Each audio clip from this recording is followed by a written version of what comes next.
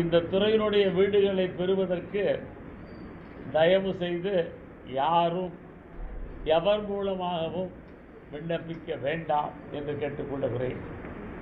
பயனாளிகளை கண்டறிவதற்கு மாவட்ட ஆட்சித்தலைவருடைய தலைமையிலே ஒரு குழு இருக்கிறது. விண்ணப்பித்தவர்கள் அந்த விண்ணப்ப மனுக்களை மின்னணு மூலமாக தகுதி படைத்தவரா என அறிந்து தேர்வு செய்து அவர்களுக்கு வழங்கப்படும்.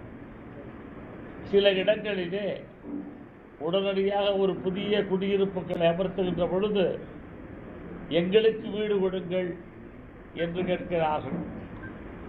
இன்னொரு இடங்களிலே ஒரு குடியிருப்பு பல நாட்களுக்கு பல ஆண்டுகளுக்கு முன்னாலே கட்டப்பட்டிருந்தாலும் அவைகளை பராமரித்து மராமத்து செய்து அந்த வீடுகளை வழங்குகின்ற பொழுது முன்பு குடியிருந்தவர்களுக்கு முன்னுரிமை அடிப்படையிலே வழங்கப்படும் என்பதை புரிந்து கொள்ள வேண்டும்.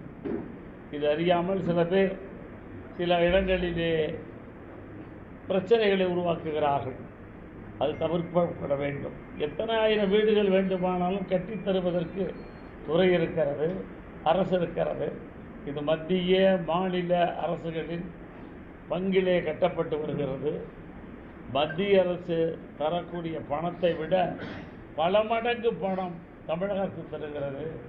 எனவே இது போன்ற செயல்களை தவிர்த்து நகர்ப்புறங்கள் பேரூராட்சி வரை இந்த திட்டங்கள் செயல்படுத்தப்பட்டு வருகிறது. எனவே திருச்சியிலும் பல்வேறு மாவட்டங்களிலும் இந்த துறை தன்னுடைய பணியை செய்து கொண்டு வருகிறது. விரைந்து முடிப்பதற்கு உரிய நடவடிக்கை எடுக்கப்படும்.